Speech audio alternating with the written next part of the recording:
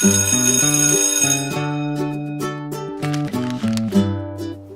Jess, this is Let's Break It Down. This is a show where I basically do your English homework for you and I give you things to take note of before you start, a plot summary, and then discussion topics to bring up during class. So right now we're on our first one, which is Oedipus and Antigone, and somewhere in this frame I'm going to put a link to the last episode. So for Antigone, it's really important to know everything that happened before Antigone even started. I'm going to fill you in on everything that happened between Oedipus and Antigone, and then we're gonna go right into the plot summary. So while Oedipus is going off being blind, Thebes falls to literal shambles. Oedipus had 4 kids, 2 sons and 2 daughters.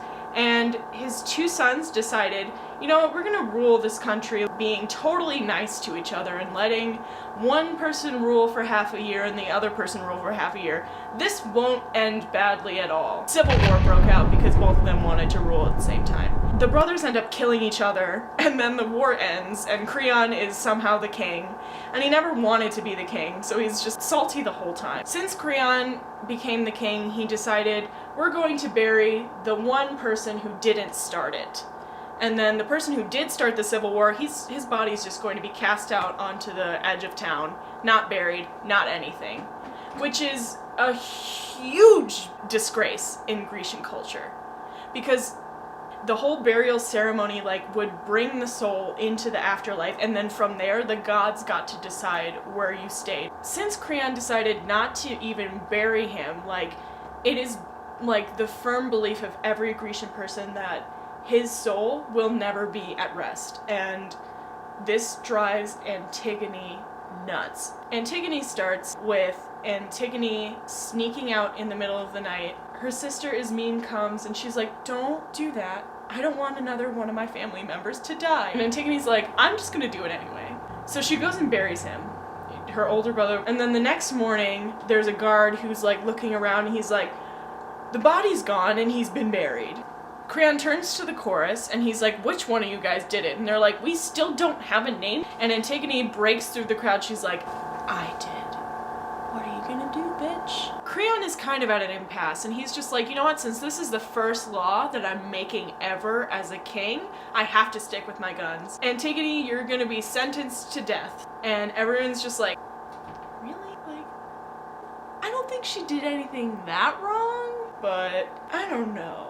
And Creon's like, of course you don't know, because you don't even have a fucking name. He starts sending Antigone to be locked away, even though his son, who is engaged to Antigone, is like, Dad, you're the worst. This is my love.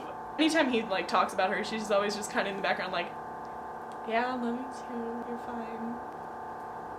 I love the gods. And all of a sudden, Tiresias is guided in again by a young child, and he's like, hello, remember me, I'm still old. I really hope that you haven't locked Antigone away. Your whole family's gonna die. Okay, bye, I'm still old. Creon is looking around like, I need to go get Antigone right away because Tiresias is never wrong. So he runs and goes to get Antigone, and she has already killed herself. Creon rushes in there, and his son tags along because he's like, I get to see my bae after 3 hours, and she thought she died, and then she won't, and then she'll run into my arms, we'll kiss. He rushes in there after Creon sees Antigone's dead body hanging, and his son gets super emotional, goes to cut her down. Dad, you're the worst, you killed my love, I'll never forgive you. And he goes and charges after him with his sword out, and he's a dumbass, so he trips over his foot and kills himself on accident. And Creon's like, oh my god, my son and my niece are dead. Who is next? Messenger runs in, your wife. She's next. So once again, Creon is sitting at the end of another play, surrounded by his dead family. So here are some general topics of discussion that you want to bring up. Creon as a character and just his development from Oedipus to his role in Antigone and how they're different and how that could have affected how things played out. The last thing that you want to bring up, Antigone's intentions. Specifically, did she really want to just, quote, serve the gods? Or did she actually just want to die? So that's the end of Oedipus and Antigone. If you wanted to take a look over at the Facebook page, I have links posted up for the PDF version of this. I'm going to be posting whatever PDF version I can find of the books. So if you wanted to head over to the Facebook page, I have a lot of different resources for you there. Alright, so that's the end.